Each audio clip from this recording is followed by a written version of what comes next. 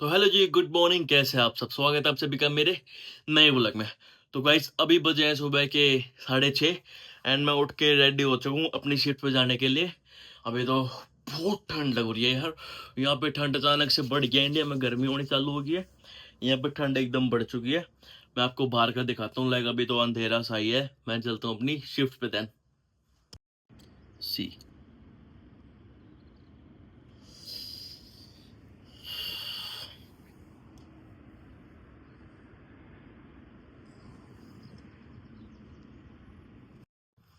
अभी थोड़ी देर में मे भी सूरज निकले, मे भी बारिश होए, उसका जब पता चलेगा। पर मैं तो निकल रहा हूँ, फटाफट बनाता हूँ मैं अपनी ब्लैक कॉफी, देन निकलता हूँ। Let's go.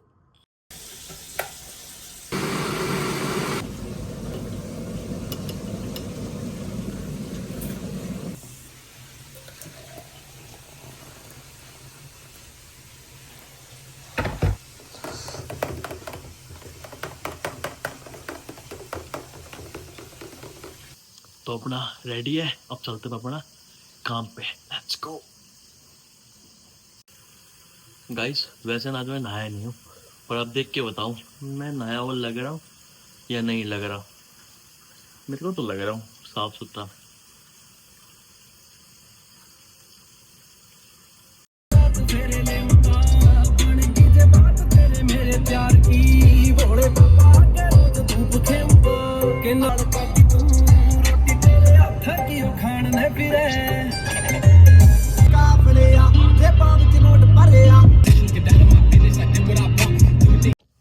तो गाइस, अब मैं पहुंच गया अपनी शिफ्ट लोकेशन पे एंड अब मैं करता हूँ अपनी शिफ्ट स्टार्ट।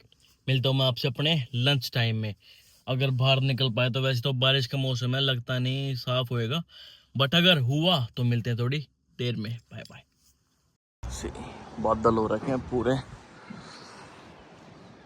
ये है मेरी वर्क लोकेशन। बारिश का मौसम है यार। देखूँ अगर लंच टाइम तक थोड़ा मौसम ठीक हुआ, बाहर निकल पाया तो बनाऊंगा वीडियो, अदरवाइज शाम को। तो गाइज, अब हो चुकी है मेरी शिफ्ट खत्म। दिन में मैं यार कुछ दिखा नहीं पाया, बिकॉज ना बहुत बारिश थी, तो मैं कहीं जा ही नहीं पाया। अपने ब्रेक में ही मैं कार में ही रहा। कार में भी क्या रहा, मैं वहीं रहा जहाँ पे मैं काम करता हूँ। मैंने वहीं पे लंच भी करा। तो भाई दिन में तो कहीं जा नहीं पाया। अब शिफ्ट खत्म हो गया, मौसम तो आज पूरा खराब है। अब भी मतलब बारिश हो रही है। रात तो भाई जाम लगा हुआ है। मैप में दिखा रहे कोई आगे कोई एक्सीडेंट हो गया, लाइक 2-3 किलोमीटर आगे। तो वहां तक अब लगातार जाम ही है। देखो गाड़ियाँ ऐसे खड़ी। ये गाड़ी इंडिया में ये बहुत दिखते हुई आपको। यहाँ भी चलती है ये स्विफ्ट। तो बस अब देखो किस टाइम तक घर पहुंचूंगा। इतने मगा इतनी ट्रैफिक लग रहा है, तो इस मौके का फायदा उठा के वीडियो बनाता हूँ और आप लोगों को कुछ बताता हूँ। तो मैं आज आपको बताऊंगा कि लाइक मेरे को ये हेल्थ केयर फील्ड में ये वाली जॉब कैसे मिली, इसके क्या फायदे हैं, क्या सैलरी है, क्या नुकसान है, सब कुछ आज इस वीडियो में आपको क्लियर कर दूँ A to Z। तो ये वीडियो देखते रहो। मैं भी देखो ध्यान से गाड़ी चला रहा हूँ और आप सबको बता रहा हूँ, तो आप भी ध्यान से सुनना। ओके, पहले तो मैं आपको बता देता हूँ कि इस केयर फील्ड में 3 तरीके की जॉब होती हैं। एक तो होती है NHS यहाँ के गवर्नमेंट हॉस्पिटल्स को बोलते हैं, ठीक है। एक होती है एजेंसी के थ्रू कि भाई डोम केयर में क्या होता है, घर घर जाके काम करना। एक होती है केयर होम होता है। केयर होम में आपकी परमानेंट शिफ्ट, आपको घर घर जाके काम नहीं करना, आपके परमानेंट शिफ्ट लगेंगे। काम आपका वही रहेगा जो मतलब काम तीनों फील्ड में सेम रहता है। दवाइयाँ देना, मेन दवाइयों का काम होता है।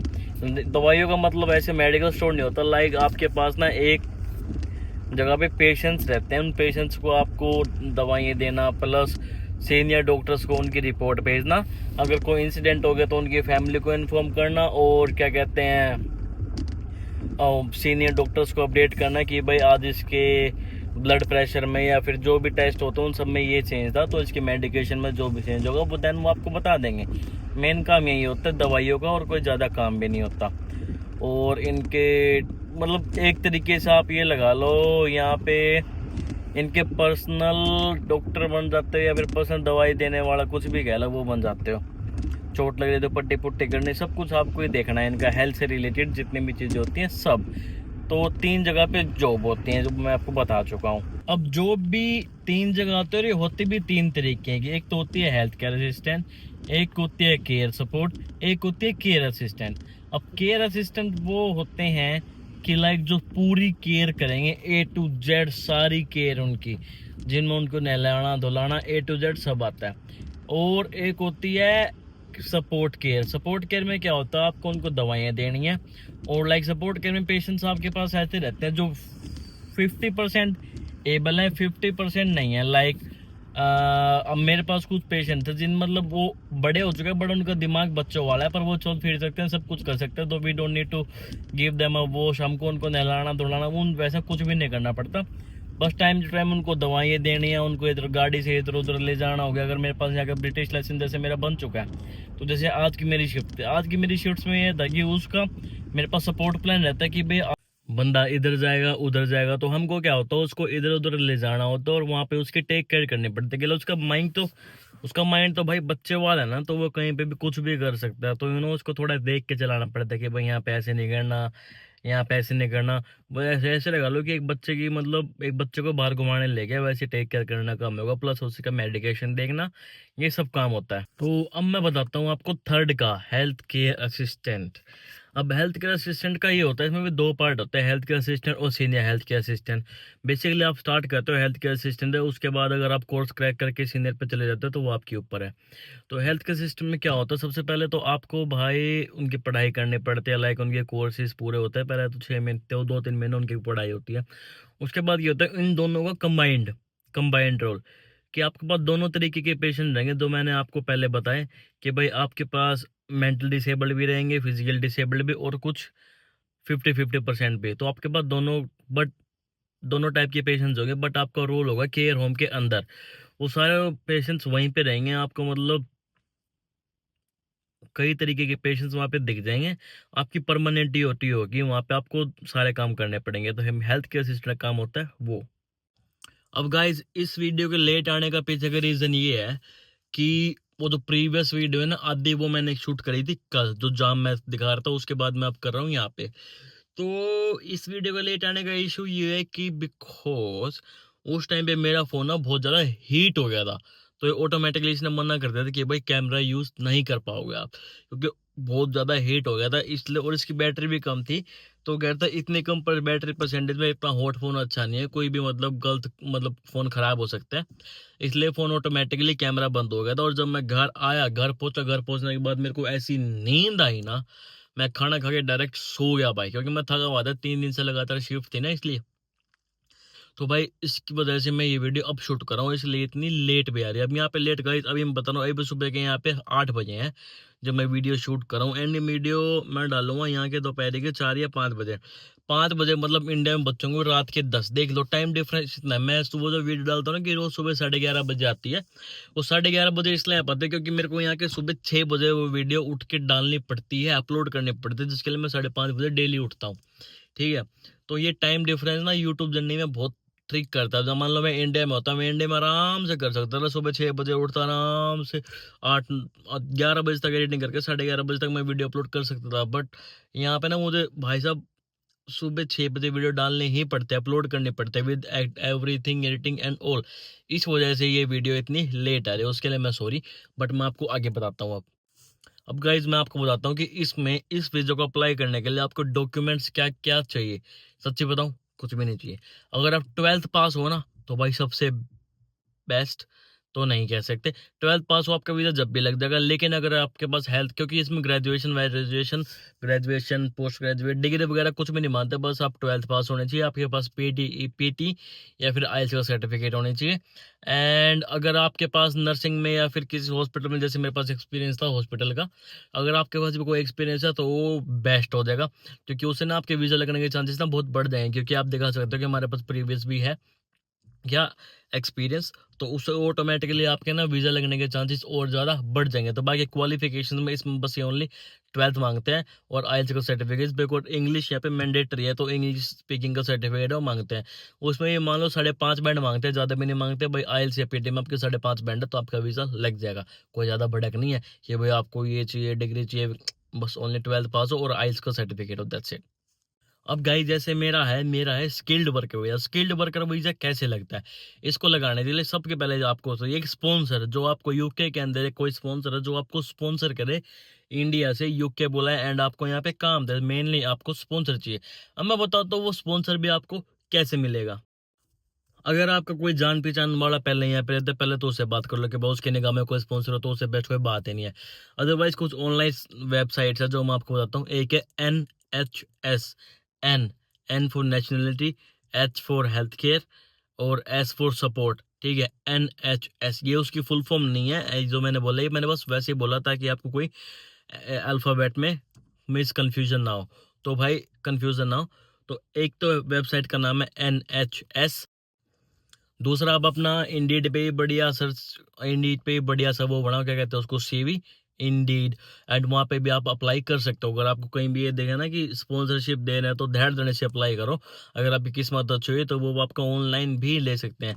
अब आप मान लो आपको सिलेक्ट कर लिया, उसके अलावा एक तो उसके बाद पता क्या होता है, आपको सिलेक्ट करने के बाद वो पूछेंगे आपसे कुछ बेसिक क्वेश्चंस ताकि आपकी वो इंग्लिश का टेस्ट ले सके। तो मेक श्योर आपकी इंग्लिश उस टाइम पे परफेक्ट है और आपने इस वीज़ा के बारे में थोड़ा बहुत पढ़ भी लिया। वो जनरल क्वेश्चंस पूछते हैं लाइक इंटरव्यू, एक इंटरव्यू लेंगे। इंटरव्यू पास करने के बाद आपको ना जस्ट उस इंटरव्यू के लिए बेसिक नॉलेज चाहिए कि भाई पेशेंट्स का कैसे ख्याल रखना है, ये वाली दवाइयाँ नॉर्मल होती है, जैसे पैरासीटामोल होगी, डिस्प्रिन होगी, ये सब नॉर्मल मेडिकेशन थोड़ा बहुत पूछ लेंगे कि अगर पेशेंट इस सिचुएशन में तो आप क्या करोगे।